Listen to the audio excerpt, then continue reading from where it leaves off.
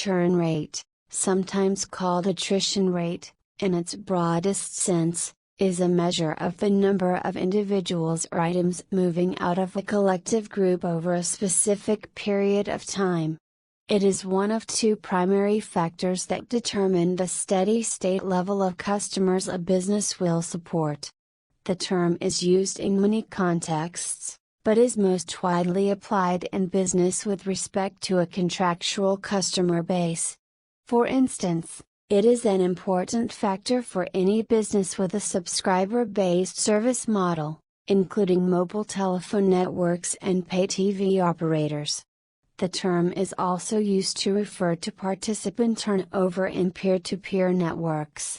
Churn rate is an important input into customer lifetime value modeling, and can be part of a simulator used to measure return on marketing investment using marketing mix modeling.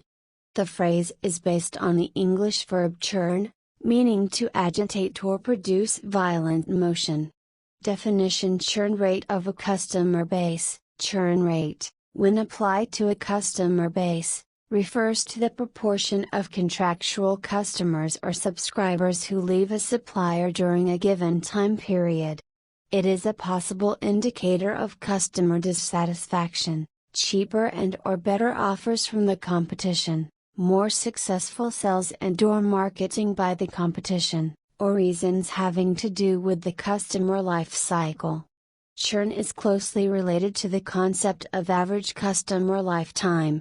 For example, an annual churn rate of 25% implies an average customer life of 4 years. An annual churn rate of 33% implies an average customer life of 3 years. The churn rate can be minimized by creating barriers which discourage customers to change suppliers, contractual binding periods, use of proprietary technology, value-added services, unique business models, etc., or through retention activities such as loyalty programs. It is possible to overstate the churn rate, as when a consumer drops the service but then restarts it within the same year. Thus, a clear distinction needs to be made between gross churn, the total number of absolute disconnections, and net churn, the overall loss of subscribers or members. The difference between the two measures is the number of new subscribers or members that have joined during the same period. Suppliers may find that if they offer a loss leader introductory special, it can lead to a higher churn rate and subscriber abuse, as some subscribers will sign on, let the service lapse, then sign on again to take continuous advantage of current specials.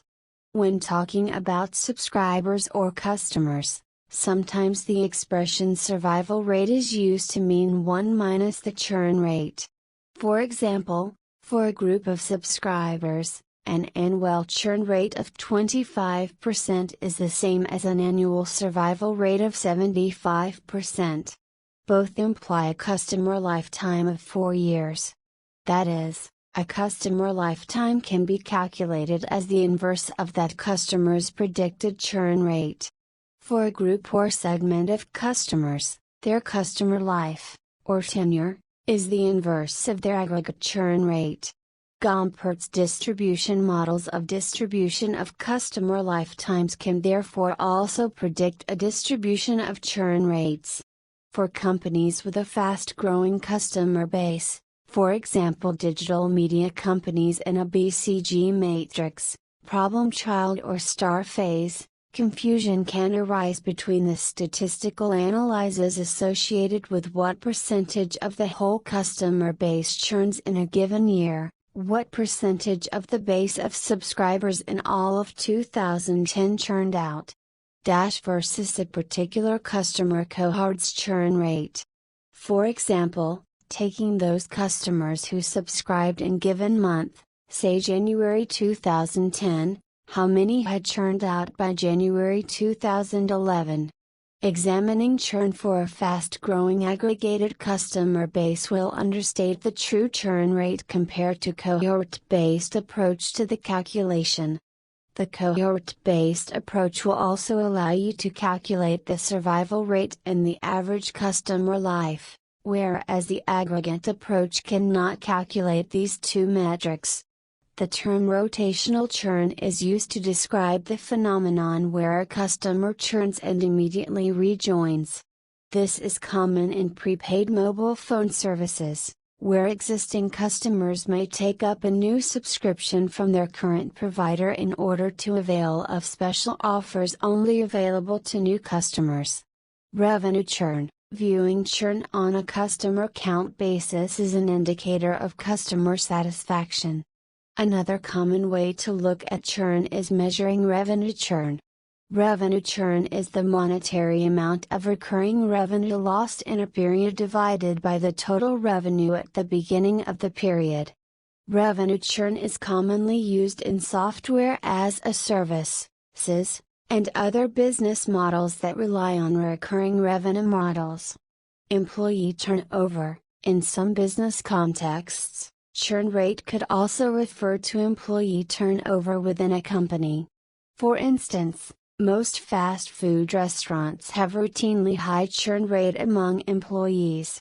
For larger companies, such as Fortune 500 companies, the attrition rate tends to be much lower compared to a fast food franchise. The company size and industry also play a key role in attrition rate. An acceptable attrition rate for a given company is relative to its industry. It would not likely be useful to compare the attrition of fast food employees with a Fortune 500 company in a corporate setting. Regardless of industry or company size, attrition rate tends to be highest among the lowest paying jobs, and lowest for the highest paying jobs. Attrition rate has always played a role in how cash flow is affected for employee payroll. For example, if a company has 10,000 employees, and needs to save money on payroll, it may be wise to simply institute a temporary hiring freeze, knowing that some people will leave the company through natural attrition, thus saving employee payroll by not replacing or hiring new employees. It could be expected that if the average employee makes $40,000 per year, and the company has 10,000 employees, a natural attrition rate could be between 1% and 5% depending on the size and industry of the company. A rate of 5% or more for a larger company most often indicates layoffs in addition to natural attrition, early retirement, and firing. Employee moves. Attrition rate. Churn rate can also describe the number of employees that move within a certain period. For example, the annual churn rate would be the total number of moves completed in a 12-month period divided by the average number of occupants during the same 12-month period. Monthly and quarterly churn rates can also be calculated. Formula: attrition rate, percent, equals number of employees resigned during the month, average number of employees during the month, x 100, where average number of employees during the month equals total number of employees at the start of the month plus total number of employees at the end of the month. 2.